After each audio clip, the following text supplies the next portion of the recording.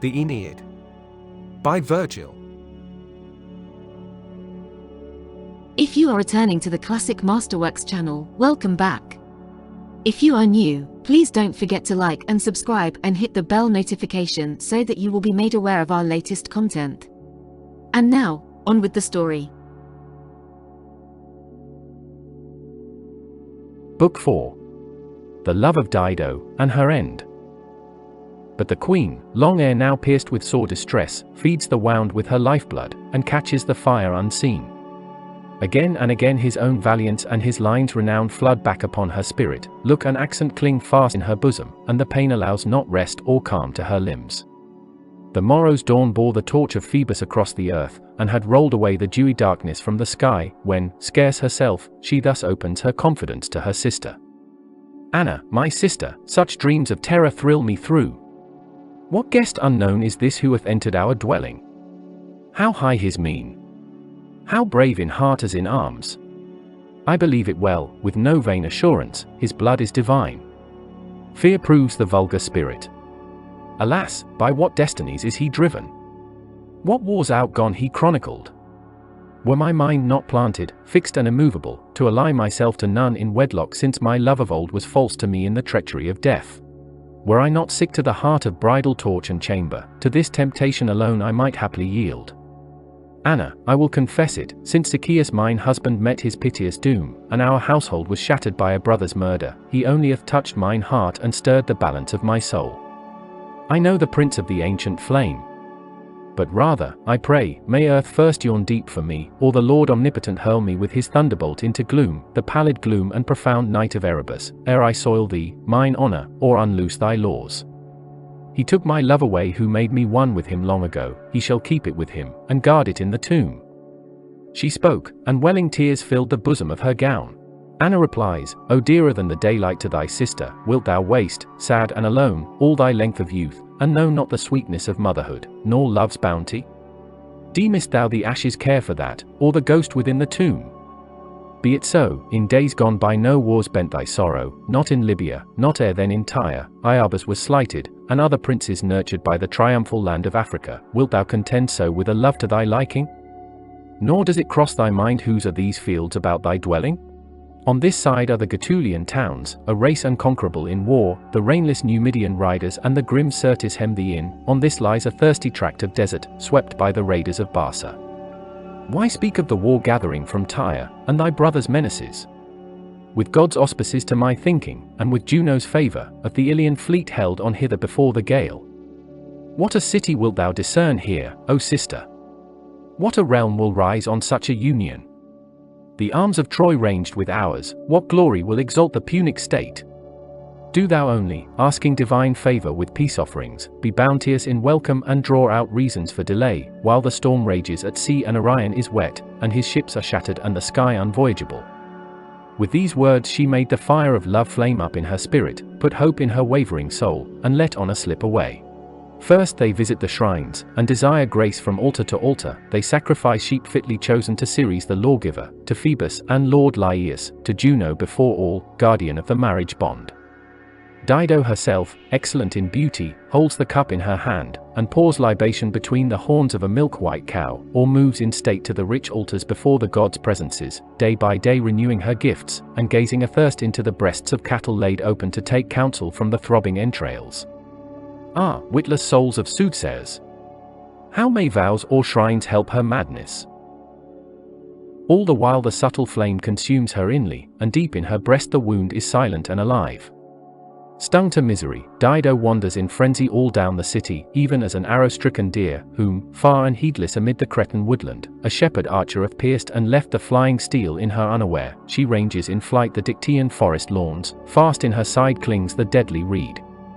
Now she leads Aeneas with her through the town, and displays her Sidonian treasure, an ordered city, she essays to speak, and breaks off halfway in utterance. Now, as day wanes, she seeks the repeated banquet, and again madly pleads to hear the agonies of Ilium, and again hangs on the teller's lips.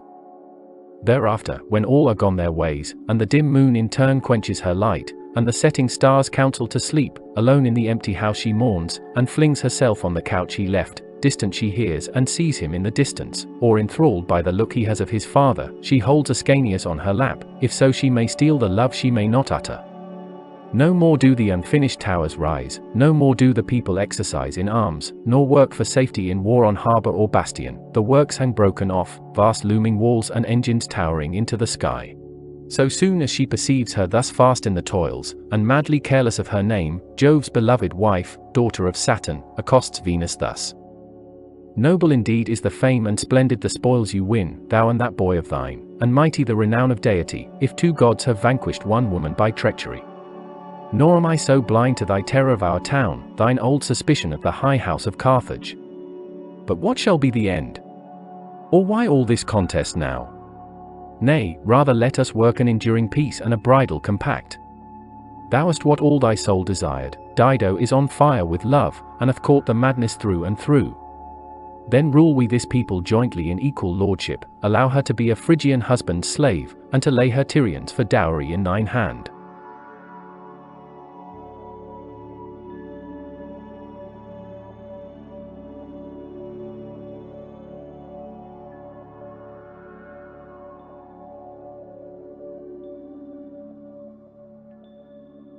To her, for she knew the dissembled purpose of her words, to turn the Teucrian kingdom away to the coasts of Libya, Venus thus began in answer, who so mad as to reject these terms, or choose rather to try the fortune of war with thee? If only when done, as thou sayest, fortune follow. But I move in uncertainty of Jove's ordinance, whether he will that Tyrians and wanderers from Troy be one city, or approve the mingling of peoples and the treaty of union. Thou art his wife, and thy prayers may essay his soul. Go on, I will follow. Then Queen Juno thus rejoined, that task shall be mine. Now, by what means the present need may be fulfilled, attend and I will explain in brief. Aeneas and Dido, alas and woe for her, are to go hunting together in the woodland when tomorrow's rising sun goes forth and his rays unveil the world. On them, while the beaters run up and down, and the lawns are girt with toils, will I pour down a blackening rain cloud mingled with hail, and startle all the sky in thunder. Their company will scatter for shelter in the dim darkness, Dido and the Trojan captain shall take refuge in the same cavern. I will be there, and if thy goodwill is assured me, I will unite them in wedlock, and make her wholly his, here shall Hymen be present. The Cytherean gave ready assent to her request, and laughed at the wily invention. Meanwhile dawn rises forth of ocean. A chosen company issue from the gates while the morning star is high, they pour forth with meshed nets, toils, broad-headed hunting spears, Massilian horsemen, and sinewy sleuth hounds. At her doorway the chief of Carthage await their queen, who yet lingers in her chamber, and her horse stands splendid in gold and purple with clattering feet and jaws champing on the foamy bit. At last she comes forth amid a great thronging train, girt in a Sidonian mantle, broidered with needlework, her quiver is of gold, her tresses knotted into gold, a golden buckle clasps up her crimson gown. Therewithal the Phrygian train advances with joyous Iulus.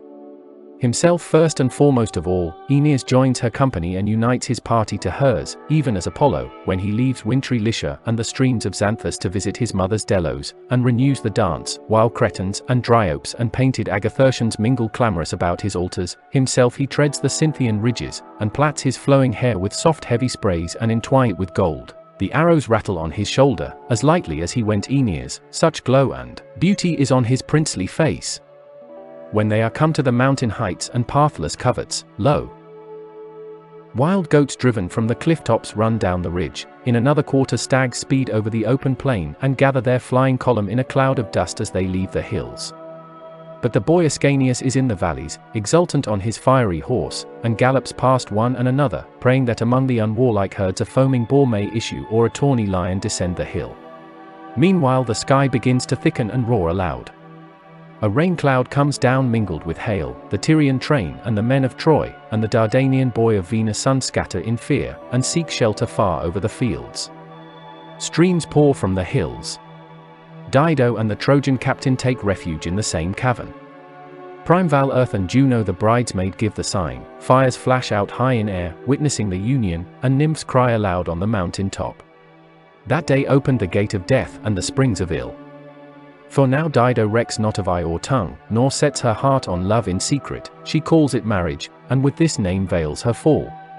Straightway rumour runs through the great cities of Libya, rumour, than whom none other is more swift to mischief. She thrives on restlessness and gains strength by going, at first small and timorous, soon she lifts herself on high and paces the ground with head hidden among the clouds.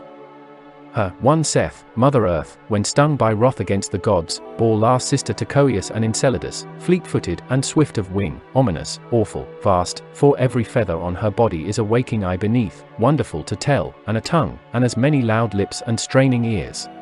By night she flits between sky and land, shrilling through the dusk, and droops not her lids in sweet slumber. In daylight she sits on guard upon tall towers or the ridge of the house roof, and makes great cities afraid, obstinate in perverseness and forgery no less than messenger of truth. She then exultingly filled the countries with manifold talk, and blazoned alike what was done and undone. One Aeneas is come, born of Trojan blood, on him beautiful Dido thinks no shame to fling herself, now they hold their winter, long drawn through mutual caresses, regardless of their realms and enthralled by passionate dishonour. This the pestilent goddess spreads abroad in the mouths of men, and bends her course right on to King Iarbas, and with her words fires his spirit and swells his wrath. He, the seed of Ammon by a ravished Garamantian nymph, had built to Jove in his wide realms 100 great temples, 100 altars, and consecrated the wakeful fire that keeps watch by night before the gods perpetually, where the soil is fat with blood of beasts and the courts blossom with pied garlands. And he, distracted and on fire at the bitter tidings, before his altars, amid the divine presences, often, it is said, bowed in prayer to Jove with uplifted hands. Jupiter omnipotent, to whom from the broidered cushions of their banqueting halls the Maurusian people now pour Lenaean offering, lookest thou on this?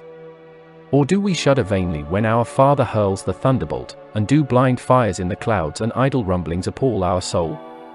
The woman who, wandering in our coasts, planted a small town on purchased ground, to whom we gave fields by the shore and laws of settlement, she hath spurned our alliance and taken Aeneas for lord of her realm. And now that Paris, with his effeminate crew, his chin and oozy hair swathed in the turban of Maeonia, takes and keeps her, since to thy temples we bear oblation, and hallow an empty name. In such words he pleaded, clasping the altars, the Lord omnipotent heard, and cast his eye on the royal city and the lovers forgetful of their fairer fame. Then he addresses this charge to Mercury. Up and away, O sun! Call the breezes and slide down them on thy wings, accost the Dardanian captain who now loiters in Tyrian Carthage and casts not a look on destined cities, carry down my words through the fleet air. Not such an one did his mother most beautiful vouch him to us, nor for this twice rescue him from Grecian arms, but he was to rule an Italy teeming with empire and loud with war, to transmit the line of Teucer's royal blood, and lay all the world beneath his law.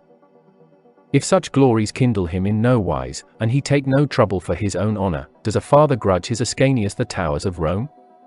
With what device or in what hope loiters he among a hostile race, and casts not a glance on his Ausonian children and the fields of Lavinium? Let him set sail, this is the sum, thereof be thou our messenger. He ended, his son made ready to obey his high command.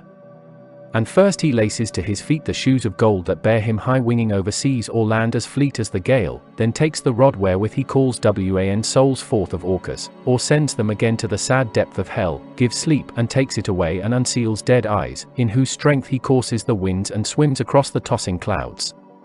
And now in flight he descries the peak and steep sides of toiling Atlas, whose crest sustains the sky.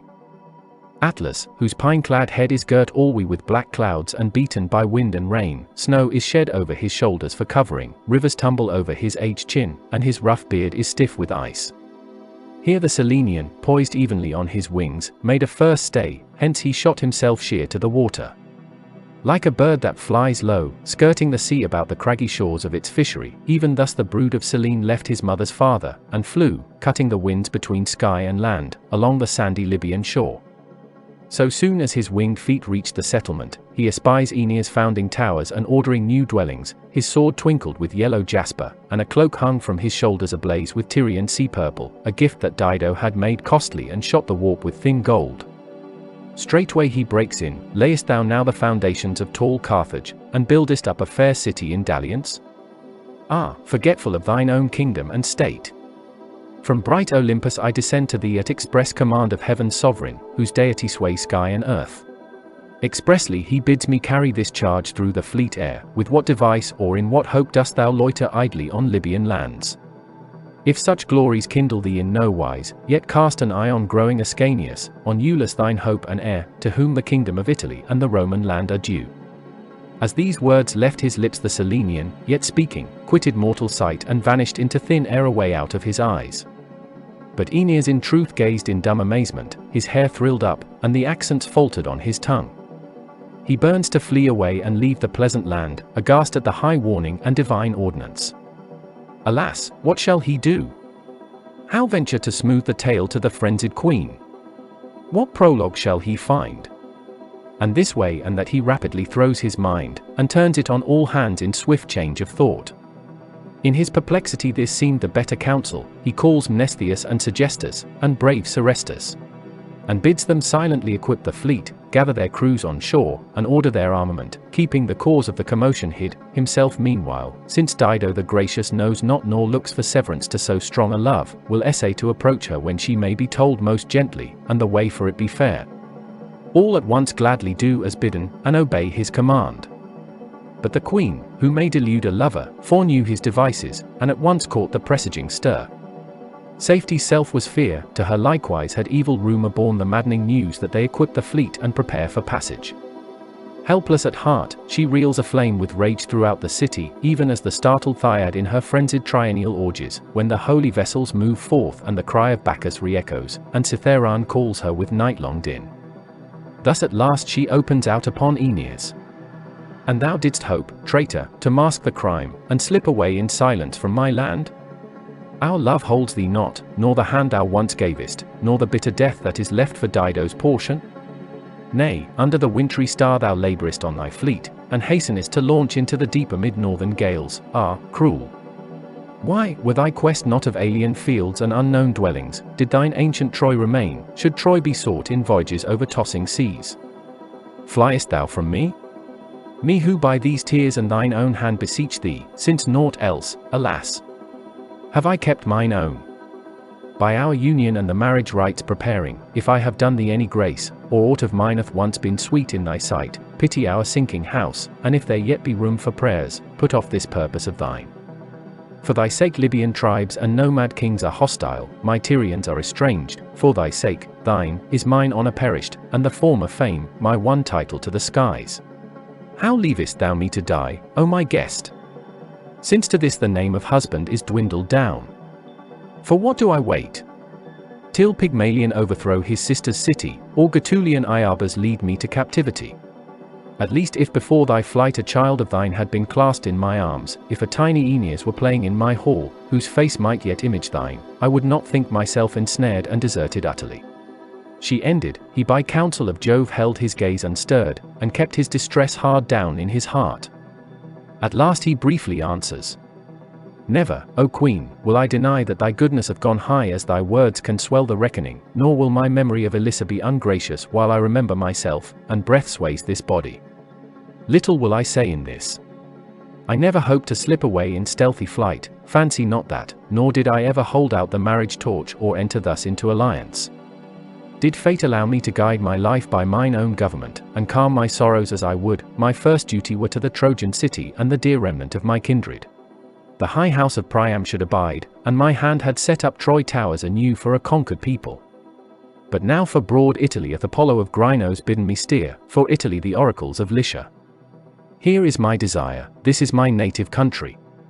If thy Phoenician eyes are stayed on Carthage towers and thy Libyan city, what wrong is it, I pray, that we Trojans find our rest on Ausonian land?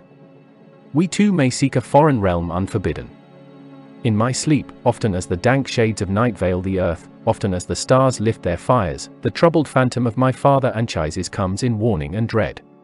My boy Ascanius, how I wrong one so dear in cheating him of an Hesperian kingdom and destined fields. Now even the god's interpreter, sent straight from Jove, I call both to witness, hath borne down his commands through the fleet air. Myself in broad daylight I saw the deity passing within the walls, and these ears drank his utterance. Cease to madden me and thyself alike with plaints. Not of my will do I follow Italy. Long ere he ended she gazes on him askance, turning her eyes from side to side and perusing him with silent glances, then thus wrathfully speaks. No goddess was thy mother, nor Dardanus founder of thy line, traitor. But rough Caucasus bore thee on his iron crags, and Hyrcanian tigresses gave thee suck. For why do I conceal it? For what further outrage do I wait? Hath our weeping cost him a sigh, or a lowered glance? Hath he broken into tears, or had pity on his lover? Where shall I begin? Now neither doth Queen Juno nor our Saturnian Lord regard us with righteous eyes. Nowhere is trust safe. Cast ashore and destitute I welcomed him, and madly gave him place and portion in my kingdom. I found him his lost fleet and drew his crews from death. Alas, the fire of madness speeds me on. Now prophetic Apollo, now oracles of Lycia, now the very gods' interpreter sent straight from Jove through the air carries these rude commands. Truly that is work for the gods, that a care to vex their peace. I detain thee not, nor gainsay thy words. Go, follow thine Italy down the wind, seek thy realm overseas. Yet midway my hope is. If righteous gods can do aught at all, thou wilt drain the cup of vengeance on the rocks, and re-echo calls on Dido's name. In murky fires I will follow far away, and when chill death hath severed body from soul, my ghost will haunt thee in every region. Wretch, thou shalt repay. I will hear, and the rumor of it shall reach me deep in the underworld. Even on these words she breaks off her speech unfinished, and, sick at heart, escapes out of the air and sweeps round and away out of sight, leaving him in fear and much hesitance, and with much on his mind to say. Her women catch her in their arms, and carry her swooning to her marble chamber, and lay her on her bed. But good Aeneas, though he would fain soothe and comfort her grief, and talk away her distress, with many a sigh, and melted in soul by his great love, yet fulfills the divine commands and returns to his fleet. Then indeed the Teucrians set to work, and haul down their tall ships all along the shore. The hulls are oiled and afloat, they carry from the woodland green boughs for oars and massy logs unhewn, in hot haste to go. One might descry them shifting their quarters and pouring out of all the town, even as ants, mindful of winter, plunder a great heap of wheat and store it in their house. A black column advances on the plain as they carry home their spoil on a narrow track through the grass. Some shove and strain with their shoulders at big grains, some marshal the ranks and chastise delay, all the path is aswarm with work. What then were thy thoughts, O Dido, as thou sawest it? What sighs didst thou utter, viewing from the fortress roof the broad beach aswarm, and seeing before thine eyes the whole sea stirred with their noisy din? Injurious love, to what dost thou not compel mortal hearts? Again, she must needs break into tears, again essay entreaty, and bow her spirit down to love, not to leave aught untried and go to death in vain. Anna, thou seest the bustle that fills the shore. They have gathered round from every quarter, already their canvas woos the breezes, and the merry sailors have garlanded the sterns. This great pain, my sister, I shall have strength to bear, as I have had strength to foresee. Yet this one thing, Anna, for love and pity's sake, for of thee alone was the traitor fain, to thee even his secret thoughts were confided, alone thou knewest his moods and tender fits. Go, my sister, and humbly accost the haughty stranger. I did not take the Grecian oath in Aulis to root out the race of Troy. I sent no fleet against her fortresses, neither have I disentombed his father Anchises' ashes and ghost, that he should refuse my words entrance to his stubborn ears. Whither does he run? Let him grant this grace, alas, the last, to his lover, and await fair winds and an easy passage. No more do I pray for the old delusive marriage, nor that he give up fair Latium and abandon a kingdom. A breathing space I ask, to give my madness rest and room, till my very fortune teach my grief submission. This last favor I implore, sister, be pitiful, grant this to me, and I will restore it in full measure when I die. So she pleaded, and so her sister carries and recarries the piteous tale of weeping. But by no weeping is he stirred, inflexible to all the words he hears. Fate withstands, and lays divine bars on unmoved mortal ears. Even as when the eddying blasts of northern alpine winds are emulous to uproot the secular strength of a mighty oak, it wails on, and the trunk quivers and the high foliage strews the ground, the tree clings fast on the rocks, and high as her top soars into heaven, so deep strike her roots to hell. Even thus is the hero buffeted with changeful perpetual accents, and distress thrills his mighty breast, while his purpose stays unstirred, and tears fall in vain. Then indeed, hapless and dismayed by doom, Dido prays for death, and is weary of gazing on the arch of heaven. The more to make her fulfill her purpose and quit the light, she saw, when she laid her gifts on the altars alight with incense, awful to tell, the holy streams blacken, and the wine turn as it poured into ghastly blood. Of this sight she spoke to none, no, not to her sister. Likewise there was within the house a marble temple of her ancient lord, kept of her in marvellous honour, and fastened with snowy fleeces and festal boughs. Forth of it she seemed to hear her husband's voice crying and calling when night was dim upon earth.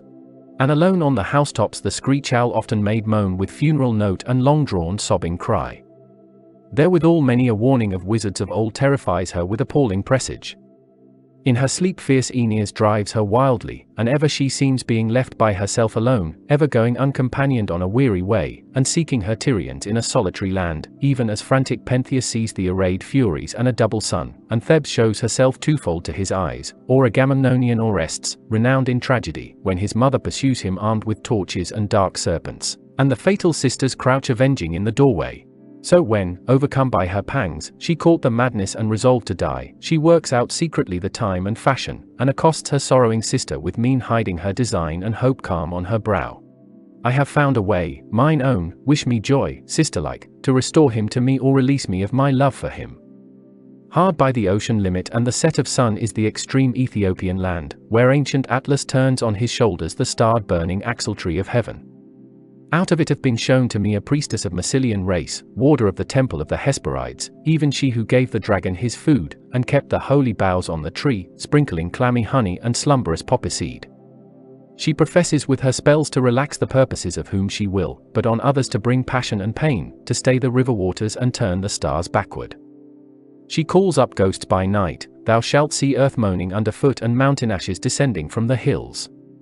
I take heaven, sweet, to witness, and thee, mine own darling sister, I do not willingly arm myself with the arts of magic. Do thou secretly raise a pyre in the inner court, and let them lay on it the arms that the accursed one left hanging in our chamber, and all the dress he wore, and the bridal bed where I fell. It is good to wipe out all the wretch's traces, and the priestess orders thus. But the queen, the pyre being built up of piled faggots and sawn ilex in the inmost of her dwelling, hangs the room with chaplets and garlands it with funeral boughs. On the pillow she lays the dress he wore, the sword he left, and an image of him, knowing what was to come. Altars are reared around, and the priestess, with hair undone, thrice peels from her lips the 100 gods of Erebus and Chaos, and the triform Hecate, the triple-faced maidenhood of Diana. Likewise she had sprinkled pretended waters of Avernus spring, and rank herbs are sought mown by moonlight with brazen sickles. Dark with milky venom, and sought is the talisman torn from a horse's forehead at birth ere the dam could snatch it. Herself, the holy cake in her pure hands, hard by the altars, with 1 foot unshod and garments flowing loose, she invokes the gods ere she die, and the stars that know of doom, then prays to whatsoever deity looks in righteousness and remembrance on lovers ill-allied. Night fell, weary creatures took quiet slumber all over earth, and woodland and wild waters had sunk to rest. Now the stars will midway on their gliding path, now all the country is silent, and beasts and gay birds that haunt liquid levels of lake or thorny rustic thicket lay couched asleep under the still night. But not so the distressed Phoenician, nor does she ever sink asleep or take the night upon eyes or breast. Her pain redoubles, and her love swells to renewed madness, as she tosses on the strong tide of wrath. Even so she begins, and thus revolves with her heart alone. See, what do I? Shall I again make trial of mine old wars that will scorn me? And stoop to sue for a new Median marriage among those whom already over and over I have disdained for husbands? Then shall I follow the Ilian fleets and the uttermost bidding of the Teucrians? Because it is good to think they were once raised up by my succor, or the grace of mine old kindness is fresh in their remembrance. And how should they let me, if I would? Or take the odious woman on their haughty ships? Art thou ignorant, me, even in ruin, and knowest not yet the forsworn race of Laomedon? And then? Shall I accompany the triumphant sailors, a lonely fugitive? Or plunge forth girt with all my Tyrian train? So hardly severed from Sidon's city, shall I again drive them seaward, and bid them spread their sails to the tempest? Nay, die thou, as thou deservest, and let the steel end thy pain. With thee it began, overborne by my tears, thou, O my sister, dost load me with this madness and agony, and layest me open to the enemy. I could not spend a wild life without stain, far from a bridal chamber, and free from touch of distress like this. O faith ill kept, that was plighted to Sychaeus' ashes. Thus her heart broke in long lamentation. Now Aeneas was fixed to go, and now, with all set duly in order, was taking hasty sleep on his high stern. To him as he slept the god appeared once again in the same fashion of countenance, and thus seemed to renew his warning, in all points like to Mercury, voice and hue and golden hair and limbs gracious in youth. Goddess born, canst thou sleep on in such danger? And seest not the coming perils that hem thee in, madman? Nor hearest the breezes blowing fair? She, fixed on death, is revolving craft and crime grimly in her bosom, and swells the changing surge of wrath. Fliest thou not hence headlong, while headlong flight is yet possible? Even now wilt thou see ocean weltering with broken timbers, see the fierce glare of torches and the beach in a riot of flame, if dawn break on thee yet dallying in this land. Up ho! Linger no more. Woman is ever a fickle and changing thing. So spoke he, and melted in the black night. Then indeed Aeneas, startled by the sudden phantom, leaps out of slumber and bestirs his crew. Haste and awake, O men, and sit down to the thwarts, shake out sail speedily.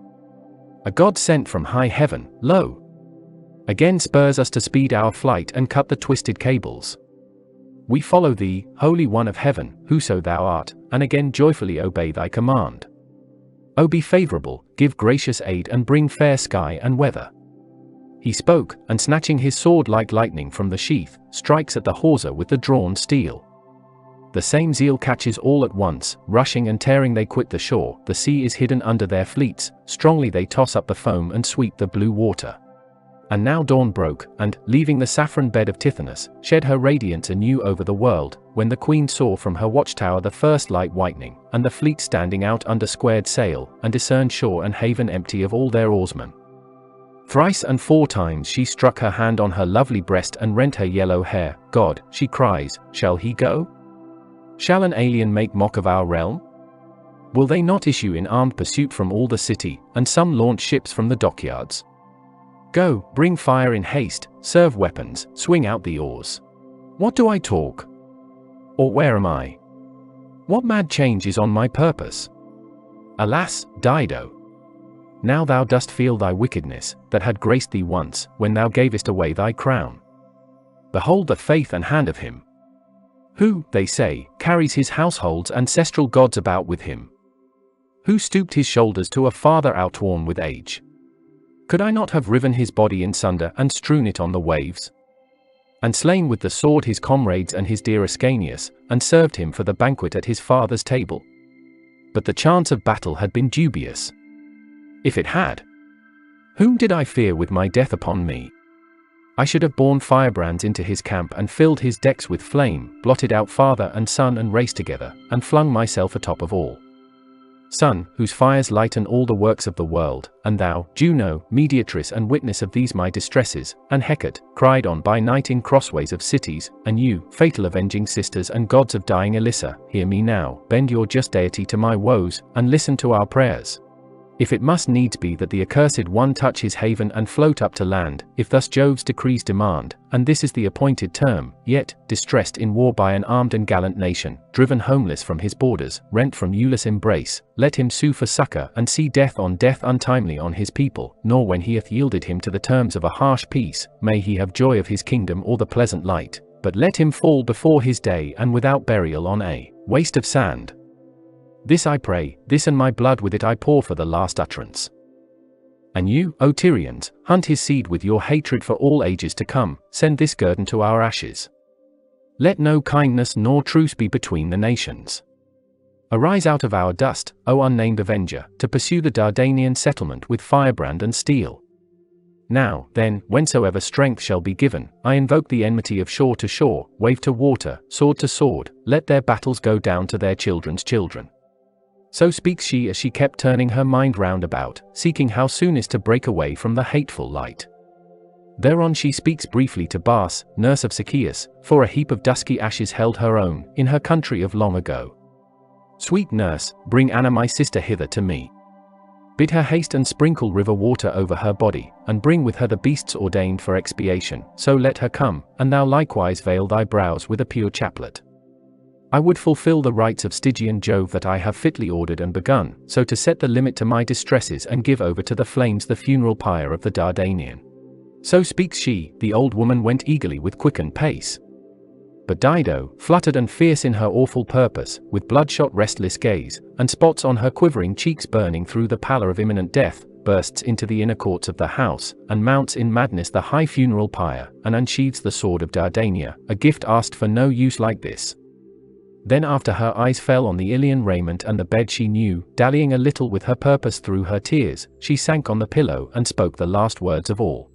Dress he wore, sweet while doom and deity allowed. Receive my spirit now, and release me from my distresses. I have lived and fulfilled fortune's allotted course, and now shall I go a queenly phantom under the earth. I have built a renowned city, I have seen my ramparts rise, by my brother's punishment I have avenged my husband of his enemy, happy, ah me. And over happy, had but the keels of Dardania never touched our shores.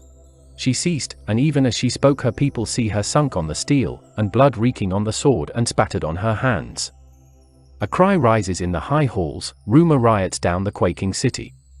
The house resounds with lamentation and sobbing and bitter crying of women, heaven echoes their loud wails, even as though all Carthage or ancient Tyre went down as the foe poured in, and the flames rolled furious over the roofs of house and temple. Swooning at the sound, her sister runs in a flutter of dismay, with torn face and smitten bosom, and darts through them all, and calls the dying woman by her name. Was it this, mine own? Was my summons a snare? Was it this thy pyre, ah me, this thine altar fires meant? How shall I begin my desolate moan? Didst thou disdain a sister's company in death? Thou shouldst have called me to share thy doom, in the selfsame hour, the selfsame pang of steel had been our portion. Did these very hands build it, did my voice call on our fathers' gods, that with thee lying thus I should be away as one without pity? Thou hast destroyed thyself and me together, O my sister, and the Sidonian lords and people, and this thy city. Give her wounds water, I will bathe them and catch on my lips the last breath that haply yet lingers. So speaking she had climbed the high steps, and, wailing, clasped and caressed her half-lifeless sister in her bosom, and stanched the dark streams of blood with her gown.